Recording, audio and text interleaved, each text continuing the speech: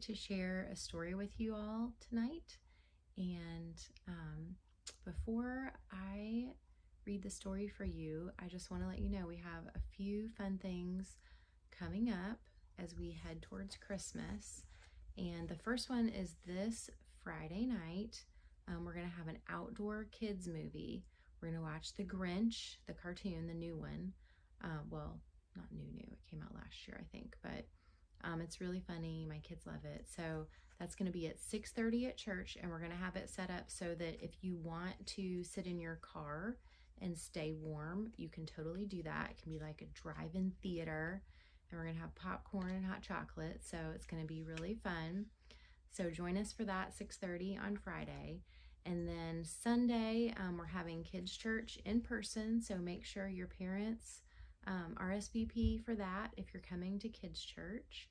And then, of course, the next thing after that is Christmas Eve. We have the Christmas Eve service coming up at church. So it's getting close. Christmas is almost here. I'm sure you guys are excited. I'm excited. My kids are excited. I'm not ready, but that's okay. I'll be ready when it gets here. Okay, so the book that we are going to read is a favorite one in our house. It's called The Year of the Perfect Christmas Tree by Gloria Houston, and this is a sweet book, so I hope you guys enjoy it.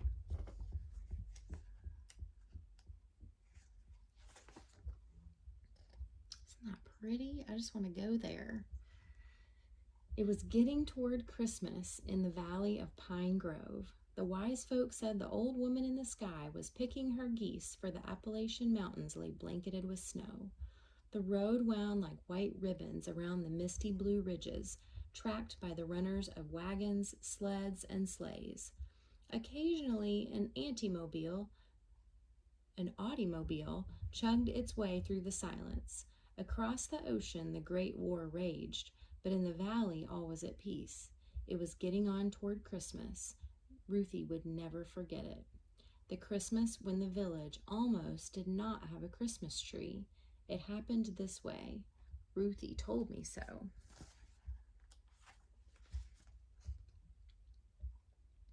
Come, my pretty young'un, Papa had said one day early in the spring. It is time to choose the Christmas tree for the village church. But, Papa, Christmas will not come for a long while, said Ruthie. The service trees are just now in bloom. We must choose a special tree and mark it for the coming year. It is the custom in our village, said Papa. For one family to give all the folk in the village and up every hill and holler a Christmas tree for Pine Grove Church. This year, it is our turn. Some years, a timbering man will give a fat round laurel from the Northy Coves, the kind the Outlanders call rhododendron. Other years, the holler folk may bring a cedar to spread its fragrance through the village church. What kind of tree shall we have, Papa? Said Ruthie. We shall have a balsam Christmas tree, my pretty young'un, said Papa. The balsam grows up the rocky crags, where only a venturesome man may go. The balsam is a perfect tree. It grows up high, near to heaven.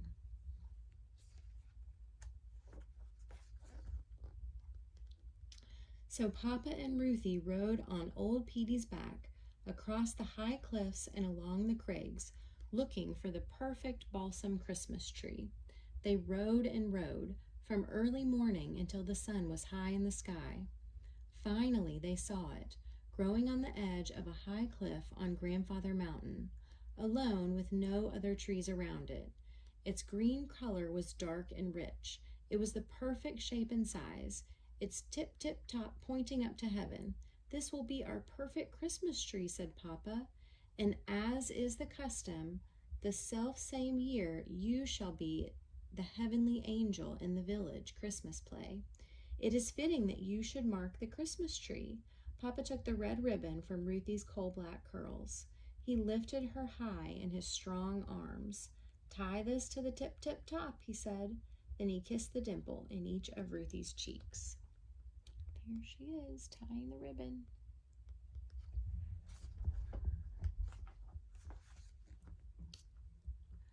The summer came, and Papa was called away to be a soldier. He went to fight in a war far across the sea. That year the timber was not cut, So Mama had no money to buy coffee, sugar, or cloth for new dresses. Mama and Ruthie drank peppermint tea sweetened with honey. Mama lowered the hems of Ruthie's dresses and embroidered pretty flowers over the tears in men's. Together they tended the little garden, growing vegetables to eat. And every night Mama tucked Ruthie into her little bed and listened as she said the same prayer.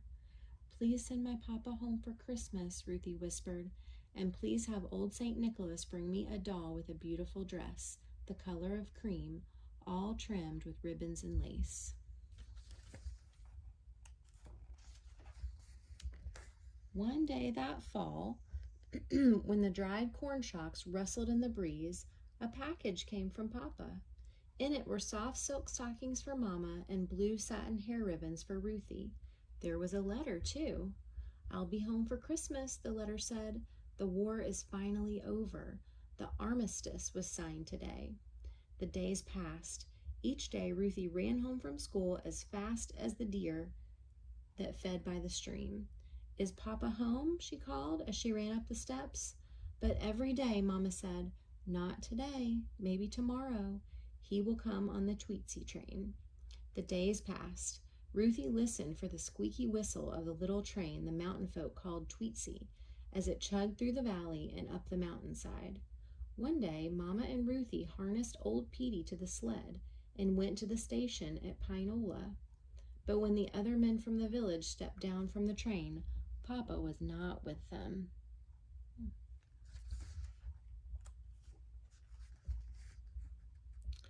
Soon there was only one more day until Christmas Eve. Over at the school, Miss Jenny and her pupils were practicing the Christmas play. The children sang the Appalachian lullaby, "Jesus, Jesus, rest your head. You have got a manger bed." Miss Jenny chose the boy and girl who would be Mary and Joseph. Then she called Ruthie's name. "This year you shall be the heavenly angel," Miss Jenny said. "This is the year your papa will give the church its Christmas tree." Miss Jenny helped Ruthie climb up to stand on the teacher's chair so it would look as if she were up in the sky. Miss Jenny showed her how to hold her arms just so. "If you wear a dress with great big sleeves," said Miss Jenny, "it will look like you have wings." "Mama, Mama," said Ruthie as she ran up the front steps that day, "I must have a new dress with great big sleeves. I'm going to be the heavenly angel when Papa gives the Christmas tree." "Oh, my pretty young'un," said Mama, "I have no cloth to make a dress with great big sleeves, and I have no money until your papa comes home." Mama kissed the dimple in each of Ruthie's cheeks and hugged her daughter tightly.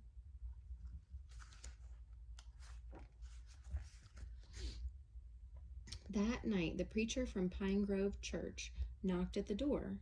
"Tomorrow is Christmas Eve, Miss Green," he said, "and Tom is not yet home from the war. Chad McKinney has been saving a prime cedar on his bottomland for Christmas next. He'd let us cut it for the tree this year." "This is the year our family gives the tree," said Mama. "Tom chose it before he went away to war." "I had hoped you would heed my wish," said the preacher.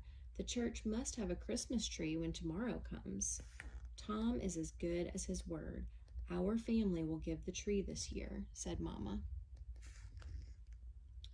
Late that night, Mama wakened Ruthie. They dressed in their warm coats, hats, and mittens. Mama hitched old Petey to the big sled Papa used to haul fire logs down from the ridges.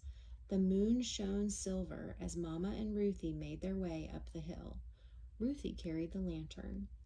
As they came to the dark woods, the winter moon made strange shadows on the snow. "Mama, I'm afraid," said Ruthie. "No need to be afraid," said Mama. "We're off to get the perfect balsam Christmas tree." Mama began to sing, "I wonder as I wander out under the sky." Ruthie joined in the song. Soon she forgot to be afraid.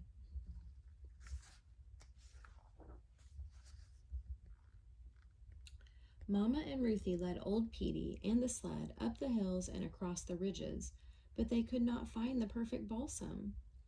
"Papa says the balsam grows high on the rocky crags, up near heaven, where only a venturesome man would go," said Ruthie. "The rocky crags," said Mama. We have a long climb ahead." Slowly they led old Petey along the ridge to the highest crag on Grandfather Mountain. They could see the village sleeping in the valley far below. Finally, at the edge of the highest cliff, they saw the balsam standing alone. "There it is, Mama," Ruthie cried. "See, there's my ribbon bow tied to the tip top." Ruthie ran up the rocky crag as Mama and old Petey followed. There they go.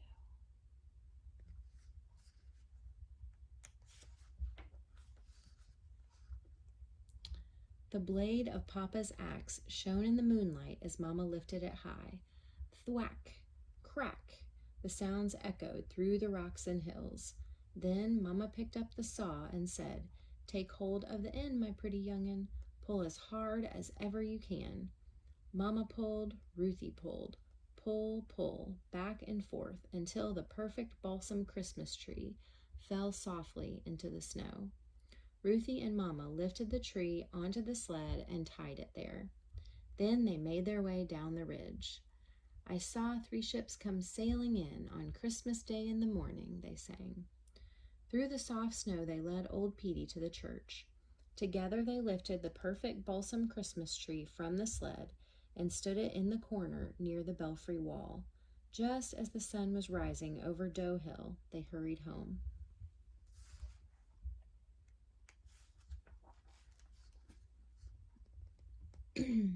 Tucking Ruthie into her little bed, Mama whispered, "The folk shall have their Christmas tree, and you shall be the heavenly angel this year." Ruthie fell fast asleep, but Mama sat long by the firelight, sewing as fast as her nimble fingers could move.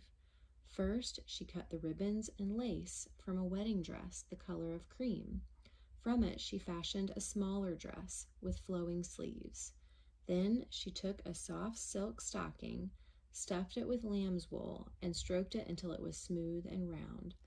She embroidered it with 2 blue eyes, little black curls, and a dimple in each cheek. From the scraps of Ruthie's dress, she made a tiny dress just like it, all trimmed with ribbons and lace. She dressed the stocking doll in the tiny dress.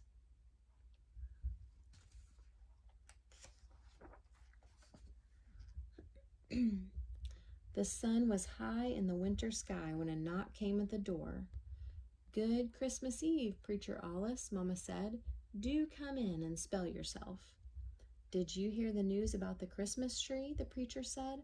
"A wondrous balsam from up the high crags was found on the belfry porch this morning." Do tell, what a wonder," said Mama. "And that's not all.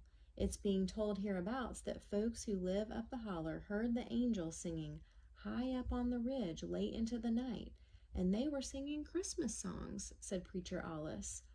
Ruthie hid her face in Mama's patchwork quilt so the preacher would not hear her laugh. Daylight was fading when Mama helped Ruthie into the prettiest dress Ruthie had ever seen. It was made of softest silk, the color of cream, all trimmed with ribbons and lace. It had long, flowing sleeves. "If you hold your arms just so," said Mama, "it will look like you have wings."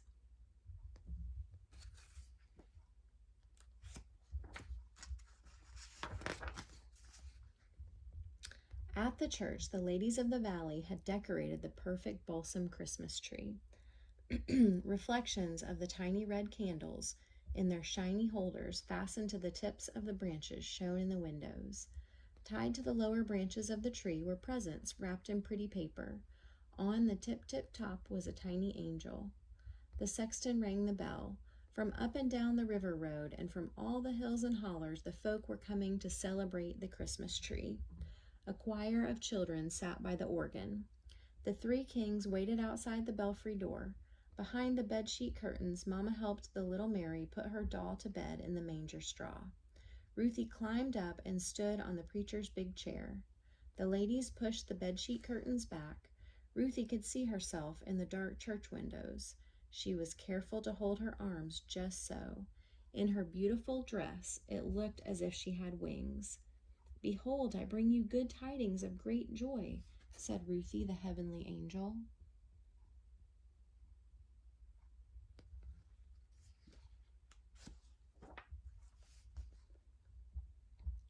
When the program was over, Ruthie went to sit with Mama on the front pew. Mama held her close. Then the three kings came walking down the aisle, carrying lard pails filled with the Christmas treat pokes. Each bag contained a soft peppermint stick, some chocolate drops, an orange, and some hazelnuts. Behind the kings walked old St. Nicholas. He carried his toe sack goodie bag with him. Old St. Nick visited the Amen corner first. He gave each of the deacons a lump of coal or a willow switch. The folk in the church laughed. Then to all the children who had misbehaved, old St. Nick gave a willow stick or a lump of coal as well. Ruthie had been good that year, so she got a treat bag instead. At last it was time to call the names on the presents tied to the tree. Every child in the church received a present. Everyone, that is, except Ruthie. A tear slipped down into the dimple of her cheek.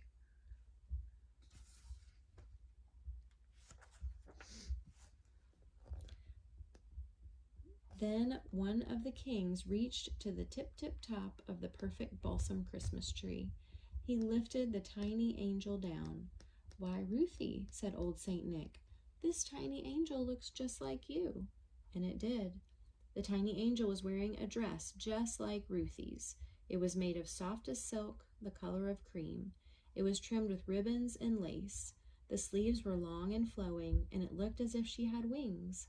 The angel's curls were as black as coal, and she had a dimple in each cheek.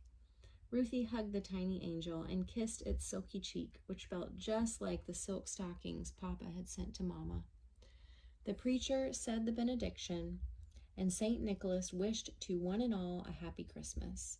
Slowly the people began leaving the church. Mama and Ruthie walked out the belfry door. St. Nicholas was standing there. A man in an army uniform stood beside him. "And here is another present for you, Ruthie," said St. Nicholas. But Ruthie was so busy looking at the tiny angel that she did not notice until strong arms picked her up. "Let me look at you, my pretty young'un," said Papa's voice, and he hugged Ruthie, Mama, and the tiny angel all at the same time.